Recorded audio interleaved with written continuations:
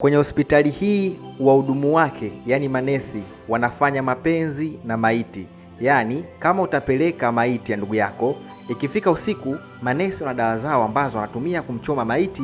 Maiti akichomwa hizo dawa, maiti anasimamisha, na anaposimamisha anaweza kabisa akashiriki tendo la ndoa, na manesi wanatumia fursa hiyo ama wanatumia nafasi hiyo kufanya mapenzi na marehemu. Sasa issue iko hivi.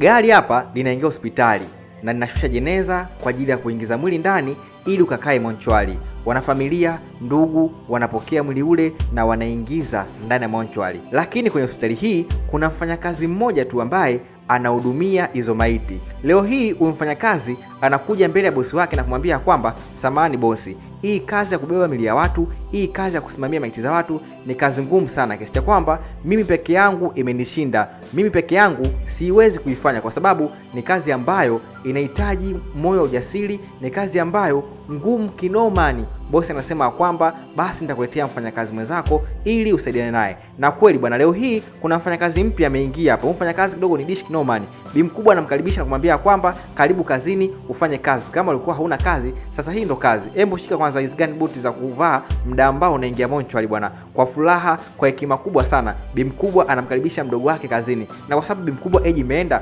basi anamfanya huyu mfanyakazi kuwa ndo kama vile ndo mfanyakazi mdogo. Alafu bi mkubwa ndo bosi wa utawala kwenye masuala mazima yote ya monchwari bwana. Bi mkubwa anampa maelekezo yote ambayo anatakiwa afanye huyu mfanyakazi mwingine. Sasa mfanyakazi mwingine anaanza kuhofia kusema kwamba lakini hizi maiti zinatisha kinomani.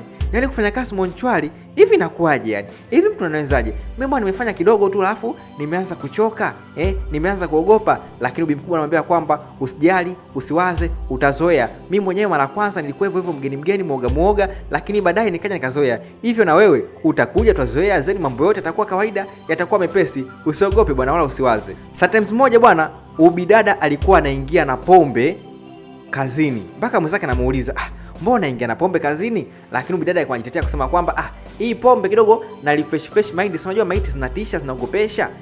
Kwa ndo maana nakuwa na hii pombe kwa sababu nijizuie uoga, nitoe hofu, hii nisiogope. Mwenzake alikuwa anamshangaa bi mkubwa, inakuwaje mfanya kazi anakuja na pombe kazini? Hii ni kazi kama kazi nyingine bwana, hata kama inatisha, lakini haina sababu ama haihitaji wewe ndio uingie na pombe bwana kazini. So bi mkubwa anabaki tu akimchora mdogo wake kwa kumwona kwamba ni kama zonto fulani hivi kuingia na kinywaji ama na kilevi muda wa kazi. Kumbe bwana bidada huyu swala kuja na pombe alikuwa na maana yake, ama yeye alikuwa na maanisha kivyake na alikuwa na issue zake za intelligence za kisirisiri kwa yeye kuingia na pombe kazini. Kumbe alikuwa anaficha pombe, alikuwa analewa pombe ili mradi baadaye akafanya mapenzi na maiti. Amerudi kufanya mapenzi na maiti, shoga yake anamshangaa, wewe mbona unatoka jasho, umeloa? Anabaki anasema kwamba si unajua masuala maiti mazito kinomani, masuala maiti ni makubwa kinomani. Kwa masuala kutoka jasho kifuani ni swala la kawaida tu. Lakini mimi nimefanya hizo kazi kitambo, sijawahi kutoka jasho. Kumbe bwana bidada alikuwa ana mambo yake mezagamuo, lakini alikuwa anajitetea kwamba maiti kubeba kuziweka sawa ni nzito kinomani. Hivyo sometimes moja mpaka jasho linatoka mwilini yani. Leo hii bosi bwana amekuja kuongeza mfanyakazi hapa kazini, maana sio analalamika kwamba kazi ngumu. Sasa amemwongeza mfanyakazi mwingine. Ubi mkubwa mfanyakazi wa kwanza tu amemchosha kwa tabia zake, kwa mambo yake, kwa menendo yake. Lakini hapa amemwongezea mfanyakazi mwingine, na ubidada anamkaribisha mfanyakazi mwingine, anampokea mfanyakazi mwingine pia, anamwambia kwamba mimi kazi nimeanza juzi, lakini hivi leo nimezoea. Kwa hiyo na wewe utakuwa ule ushibe ili ukapige kazi vizuri, ili ukapige kazi fresh. Usiwe na uoga wala usiogope kwenye hizo kazi. Maiti kweli zinatisha, lakini maiti zipo tu kawaida bwana, zina hali za kawaida. Kula ushibe. Kumbe bidada alikuwa anakula akashibe ili akafanya mapenzi vizuri na maiti. Sasa udada mgeni anashangaa, hii inakuwaje? Mbona kama vile nasikia sauti za miguno zinatoka kuchumbani? Mbona sielewi? Bwana udada mgeni amemfumania shoga yake yule mwenyeji akiwa anafanya mapenzi na maiti, kitu ambacho kinachomshanganya pia kinamwazisha. Inakuwaje udada anafanya mapenzi na maiti yani? I say, hii ilimweka na sitofahamu ambao hakujua wala hakufahamu, pia hakuelewa imekuwaje, kivipi na kwa nini dada huyu anafanya mapenzi na maiti. Chap ili asifumwe akatoka nje bwana kuendelea na mambo mengine. So mdoko nje ubidada kiuchovu, kwa unyonge, kwa kuchoka kashara kushughulikiwa hapo, anarudi kwa shoga yake. Shoga yake anaanza kumwambia, wewe una akili timamu kweli? Wewe unajielewa kweli? Hivi inakuaje? Kivipi mpaka unafanya mapenzi na maiti? Lakini ushoga anamwambia kwamba fuata kichokuleta. Sometimes moja anajipodoa, anajilemba na anajiweka sawa ili mradi maiti bwana zimpende. Huyu anamuuliza, kwa hiyo unajipodoa na unajilemba ili maiti zikupende au kuna jambo lingine? Lakini anataka kumwambia kwamba fanya mambo yako, hayakuhusu, usinifuatilie, usinijue. Swala mimi kufanya mapenzi na maiti halikuhusu. Naomba tusifuatiliane, tusalibiane kazini bwana. Udada bwana mgeni alokuja amekuwa chombo sana ama amekuwa sumu sana kwa bidada mwingine ambaye ni kontawa wa kufanya mapenzi na maiti. Leo hii bidada bwana amekuja anaanza kulalamika, ile maiti ilokuja jana iko wapi? Yaani maiti yangu mimi nimeweka ili kanishughulikie, lakini nimekuta imehamishwa. Maiti yangu umehamisha, umeipeleka wapi? Bidada mwingine anamwambia kwamba swala kupanga maiti, swala kuweka maiti sawa ni la kwangu na ni jukumu langu ambalo linanihusu. Kwa kama nimehamisha maiti usinisumbue wala usinijue. Wewe unamwambia kwamba ile maiti ilikuwa na mguu wa mtoto kinomani. Yaani mimi nataka maiti ile ikanishughulikie vizuri usiku, alafu wewe umehamisha, umeipeleka wapi? So ugomvi mkubwa uliokuwepo, huyu sister ameweka maiti ili baadaye ikamshughulikie, lakini mwenzake ile maiti amehamisha, amepeleka sehemu nyingine. Kwa hiyo anamwambia kwamba maiti yangu iko wapi? Ugomvi unakuwa mkubwa kinomani mpaka inafika stage wanagombana. Madamu wao mkubwa anakuja anasuluhisha tatizo na kumwambia kwamba hapa mpo kazini, hamtakiwi mgombane, mmekuja kufanya kazi. Hivyo kinachotakiwa kikubwa mno ni kufanya kazi na sio kugombana. Ugomvi sio mzuri, ugomvi hausaidii. Lakini usisi anamwambia kwamba maiti yangu naitaka, maiti yangu nataka irudi. Yaani watu wanagombania mabwana nje, lakini hawa manesi wanagombania maiti. Kwa muda tulivu, madam anamfuata bidada na kumwambia kwamba unafanya upuzi gani kwa kazini? Kwani unafanya ujinga? Kwani unafanya ushenzi? Wanatakiwa kufanya kazi. Lakini usisi anamwambia kwamba kabadilisha maiti yangu. Mimi maiti nimeiseti vizuri na kazi nayo time moja usiku, lakini yule kaibadilisha. Huyu sister alikuwa haelewi nini kinachoendelea hapo. Yaani alikuwa hajui kwamba kuna mambo gani ambayo yanaendelea. Kwa hiyo anaulizia masuala maiti kwa mishahamisha, lakini bado alikuwa haelewi nini kinachoendelea. Na wao walikuwa hamwambii kwamba kwa nini anahamisha maiti. So ugomvi huu ulikuwa ni mkubwa sana kiasi cha kwamba mpaka bosi amekuja ameukuta na ikabidi asuluhishe. Kwa nini watu wanagombania kuweka maiti? Kwa nini watu wanagombania kuseti maiti? Hakuna mtu aliyekuwa anaelewa kati ya bosi na huyu madam kwenye mortuary zaidi ya wawili ambao walikuwa wanagombania maiti. Kumbe bwana hawa walikuwa wanagombania maiti kwa sababu zao binafsi kabisa ambazo hawa viongozi walikuwa hawazijui. So wanavyoitwa hapa wanajingatangata tu na hawatoi jibu husika wala jibu kamili kusema kwamba maiti kwa nini wanazigombania. Wanasema tu mimi nimekaa pale maiti ninavyojisikia, so napenda kupanga maiti hivi. Pia mwingine anasema hivyo hivyo, mimi mwenyewe pia napenda kupanga maiti hivi kwa sababu nikipanga maiti hivi inakuwa gani sumbui na pia nikiingia mwili kwa siogopi. Lakini huyu maiti amezipanga vibaya kiasi kwamba mimi mpaka nikiingia mwili naziogopa. Kwa hiyo huyu mimi nikipanga maiti yeye pia anakuja anazihamisha. Kwa hiyo mimi sipendi kitu ambacho anachokifanya. Bosi anamwambia kwamba msigombane, hapa mpo kazini, fanyeni kazi na msije mkagombana kisa maiti. Maiti kwa ni kitu gani? Sasa leo bwana boss chap amekimbilia kwenye chumba cha maiti ili kukagua maiti. Kwa bahati mbaya ghafla Binivu akamkuta yule sister mwingine mgeni anafanya mapenzi na maiti.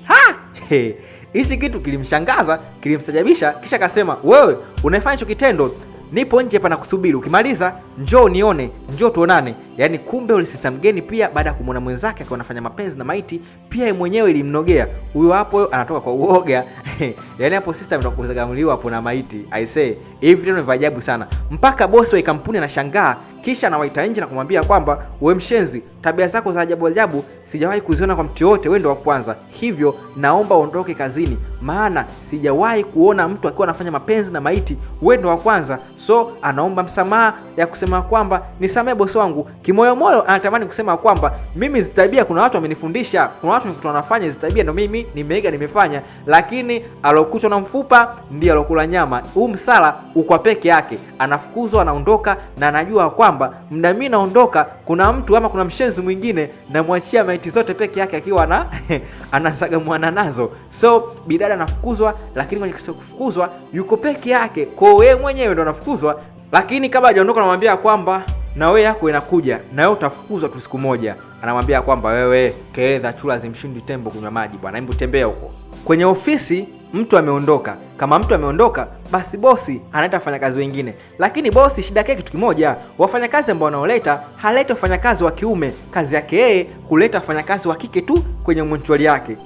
Sijui bosi ana maana gani. Tena wafanyakazi wenyewe ambao wanaoleta wameshiba, wametaalamu, wana mizigo kinomani. I say huyu bosi bwana, leta wafanyakazi wa kiume. Kwani kazi za kiume hizi? Leta basi wafanyakazi wa kiume waje kupiga kazi. Inakuwaje unaleta wafanyakazi wa kike wenye ushawishi kama huu? Mfanyakazi kwenye kazi anaendelea na kazi yake ile ile, anaingia mochwari usiku watu wakiwa wapo, anaitoa sindano yake, anaipiga vizuri, anaichoma maiti inasimama kama kawaida, kama mtu mwenye timamu, kama mtu ambaye alopaka mkongo, kisha anaanza kujishughulikia mwenyewe mbele ya marehemu bwana. Aisee, ukistajabu ya Musa bwana, utaona Firauni. Wewe ushawahi kumwona mtu anafanya mapenzi na maiti? Sasa ubidada bwana ndo mchezo wake. Tena nasikia raha ajabu yani. Umeona?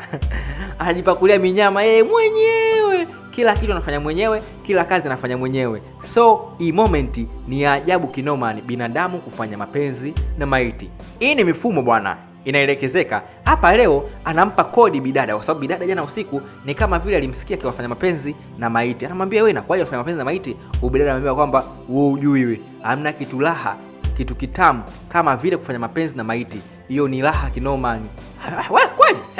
Sasa kama kweli basi na mimi nifundishe. Anambia usiwaze. Mimi nitakufundisha hapa sasa kufanya mapenzi na maiti. Ni utamu kinoma ni usiwaze. Wewe jiandae, mimi nitakupa kodi, nitakupa maelekezo, zeni nitakufundisha. Afu uone ni utamu gani ambao unaosikia kufanya mapenzi na maiti. Kwa sababu kufanya mapenzi na maiti unajikasnia tu. Maiti inaweza kupiga hata raundi 40 mpaka raundi 50. Binadamu wa kawaida hawezi. Sasa alimwambia kwamba atamfundisha. Leo usiku wapo umeingia, amempa kodi, amempa maelekezo na mdogo taratibu anamuelekeza, anamfundisha jinsi ya kufanya mapenzi na maiti. Na bidada bwana anaingia kwenda kufanya mapenzi na maiti. Aisee, mwana dada alikuwa chenga huyo. Anafundisha wenzake jinsi ya kufanya mapenzi na maiti. Huyu bidada anaogopa na wasiwasi, anamwambia kwamba wewe usiwaze.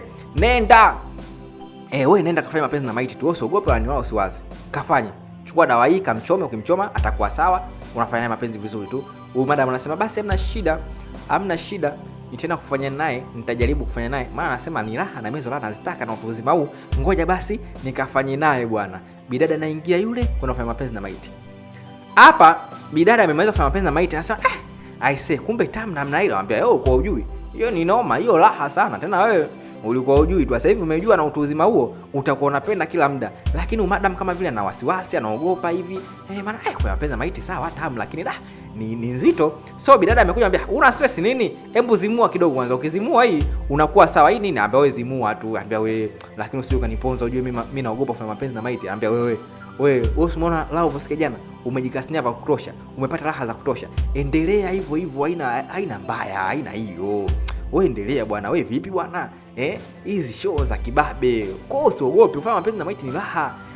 Bidada bwana anamshawishi na kumwambia kwamba yani wewe fanya nao ni raha kidogo. Hizo maiti zimekufa tu hizo. Yani unajikasinia mwenyewe hizo hizo yani hizo hazina vipengele, yani hizo hazikuchiti wala hazikufanyaje hizo. Leo hii bwana wamemaliza kazi, wanarudi nyumbani, lakini kama kawaida yake ubidada huyu hajafanya naye mapenzi bwana leo, kwa sababu kundi la watu lilikuwa wengi kule kazini. So muda anasindikiza wenzake, anambia jamani, mimi kuna kitu nimesahau, kwa ngoja nikakurudia. Anambia kwani kesho pia si siku? Kama hicho kitu umekisahau basi kesho ukija utakikuta. Lakini anakaza mbele ya wenzake, anaforce mbele ya wenzake, anasema kwamba mimi bwana ngoja tu nirudi nikakichukua hicho kitu changu nilichokisahau. Siwezi kwenda huko pasipo hicho kitu changu. Kumbe bidada bwana ana mengo zake, ana timing zake na ana mambo yake. Kama kawaida bwana amewascape wenzake, amewatoroka wenzake, na yeye anakuja anajipakulia minyama mizagamua mbele ya maiti, anajipakulia minyama ya ufanyaji wa maiti. Bidada anapiga show na maiti pasipo uoga, pasipo kuogopa. Leo hii bwana kuna maiti ngeni inaingia kwenye hospitali. So watu wameokota maiti huko kwenye mtaro, wanaileta hapa hospitali. Wanakuja kumita mhudumu, kuna maiti bwana tumeokota hapa, haina ndugu wala wenyewe. Hebu njoo kwanza ushughulikie. Njoo ione, njoo iangalie. Nye bwana nini tunasumbuana saa hizi? Hiyo maiti ya kike au ya kiume? Maiti ya kiume. Kama ya kiume ndio vitu vangu vinavyovitaka. Madam bwana anakuja hapa, anaikagua maiti, anaangalia maiti, anavyoiona hii yenyewe. Waimetwa wapi? Hiyo tumemtoa kwenye mtaro. Jamani, bwana maiti yenyewe yani maiti bado nzima kabisa. Mmeitwa wapi maiti? Hii maiti tumetoka kwenye mtaro huko, tumekuta imeanguka. So huyu madam pia wa kujifunza hapa, mgeni anakuja, anaikagua maiti, anaangalia maiti, anavokagua kuna vitu vyake anavyoangalia. Basi jamani, msicheleweshe, ingizeni ndani huku, ingizeni ndani, msije mkapeka hospitali nyingine bure, ingizeni ndani tuje tuhifadhi vizuri. Hawa wanangangania ama wanashadadia kuingiza maiti ndani, wana kazi zao usiku ama wana majambo yao usiku. Baadaye wamekagua maiti, wameona nzima, maiti ya kiume ina mguu wa mtoto. So baadaye wana mambo yao ya kuyafanya. Madamu anakuja anamwambia kwamba Umeona chuma hiyo? Asa uoga wako kaumalizia hapo. Hiyo chuma hiyo ni yenyewe. Si umeona sasa mguu wa mtoto ule? Alafu bado mbichi, bado mpya. So ikikushughulikia hiyo, wewe mwenyewe utapenda, wewe mwenyewe utaenjoy itakapokufanya. Wanapeana michongo, baadaye usiku night kali wakapambana na maiti ama waende mbele ya maiti wakafanya nayo mapenzi. So bidada anazidi kumpa mitego madam, na anazidi kumpa ujasiri madam jinsi ya kufanya mapenzi na maiti. Madam japokuwa anaogopa, sema na ujasiri wa hali ya juu, na binti anamwambia madam kwamba usiogope, nenda kafanya nayo bwana. Usiku hapa umeingia na chumba cha mortuary ndio hiki hapa hiki. Maiti mpya iloletwa leo usiku inashughulikiwa bwana. Taratibu madamu anaingia ndani na kusema kwamba sasa leo nitafanya bila uoga. Anajiandaa, anaiseti, anajishebedua, kisha anaangalia maiti na kukagua bwana, hii ndio yenyewe. Kama yenyewe basi anaiweka sawa ilivyokuwa wenyewe. Kwanza ana test kwanza vilivyomo vimo, wanavyosema vimo. So anaikalia kwa juu kuiangalia mandhari yake, na mandhari yake kwamba dawa alochoma tayari shaanza kufanya kazi.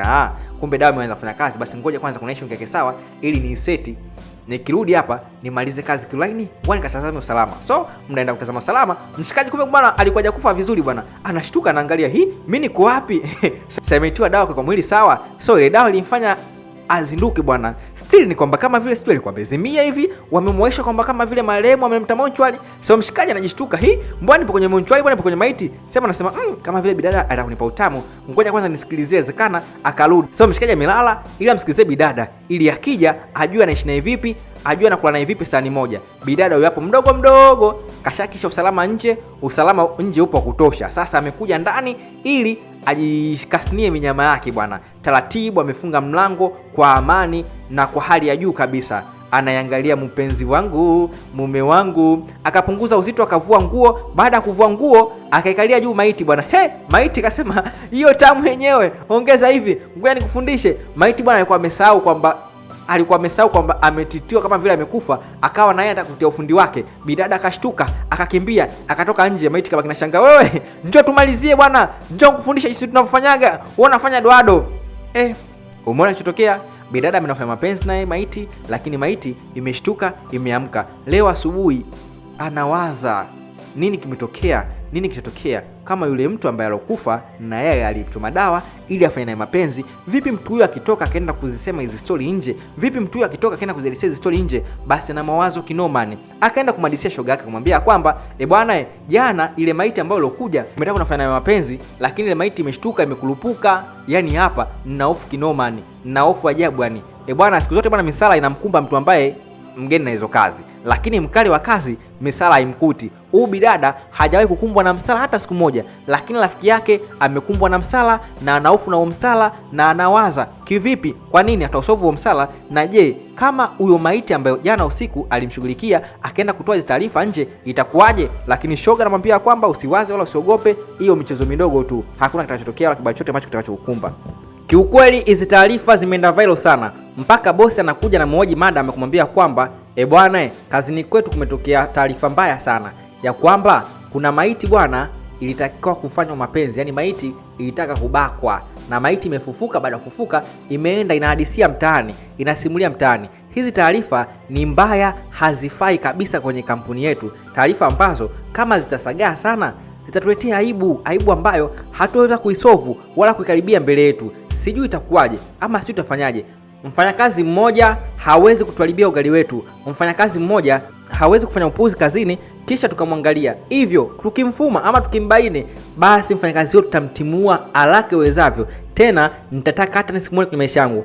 Kumbe bwana bosi mda anasema hivyo, anamwambia madamu wake. Madam kwa uoga, kwa hofu kubwa sana, hata mada support bwana. Lakini tajiri anasema kwamba nikimsikia mtu ndo ana hizo sifa ama ana upuzi kazini, nitamfukuza kama nilivyomfukuza mtu mara kwanza kabisa. Tena safari hii nitamfukuza pakubwa, kwa sababu mfanyakazi huyo ananiharibia ofisi yangu, pia ananiharibia ugali wangu. Kumbe madam bwana ndo alofanya upuzi, kumbe madam bwana ndo alofanya hicho kitendo. I say, hii ni noma sana hii. Madam bwana amepata msala mbaya kinoma. Hapa amemuita shoga yake anamwambia kwamba wewe unanipa moyo, unanitoa pesha, kunambia kwamba nisijali wala nisiwaze. Lakini hii moment ni ngumu, hii moment ni mbaya sana kiasi cha kwamba itaniletea madhara ama matatizo mbele yangu, kwa sababu bosi amemind kinomani, na bosi hataki upuzi wala hataki ujinga usikie ama ujirudie. Mimi kifupi naogopa na siwezi kuwa hata na nguvu ya kuendelea kufanya kazi pale, kwa sababu yawezekana ile maiti ama yule mtu ambaye alifufuka kama atakuja tena kushtaki, yawezekana ile maiti ama mtu alifufuka kama akiambiwa alete ushahidi anaweza kanitaja ni Derrick kabisa, kisha mimi sura yangu nikaikosa pa kuificha. Lakini bidada anambia kwamba usiogope wala usiwaze, hebu gonga kwanza hiki ili ushtue mwili na weke mwili sawa. Bosi ameita wafanyakazi wote kazini, kisha anakemea kusema kwamba huyo ni mfanyakazi gani mpuuzi, mshenzi ambaye anataka kufanya mapenzi na maiti. Mwisho wa siku maiti imefufuka, imeenda mtaani, imetangaza, mji mzima unajua kwamba hii hospitali Montreal yake wafanyakazi wanabaka maiti. So watu wanalalamika ndugu zao wanafanyishwa mapenzi, kitendo ambacho cha kishenzi, cha kishamba. Muda bosi anaendelea kuongea, ndugu bwana wanakuja kwenye hospitali hii kuja kudai maiti zao. Hawataki tena waendelee kuhifadhi maiti zao kwenye hospitali kwa sababu maiti zao zinafanywa ushenzi, maiti zao zinafanywa upuzi. Watu wapo wanahifadhi maiti lakini maiti zinabakwa. So huyu madam anatetea kusema kwamba hayo masuala kikazi, msitungie kazini kwetu. Lakini wafanyakazi wanadauti, wanasema kwamba wanataka maiti zao. Madam anajitahidi kueleza kinoma, lakini ndugu wanaingia ndani na wanaforce kuingia ndani ili watoe maiti zao waondoke nazo.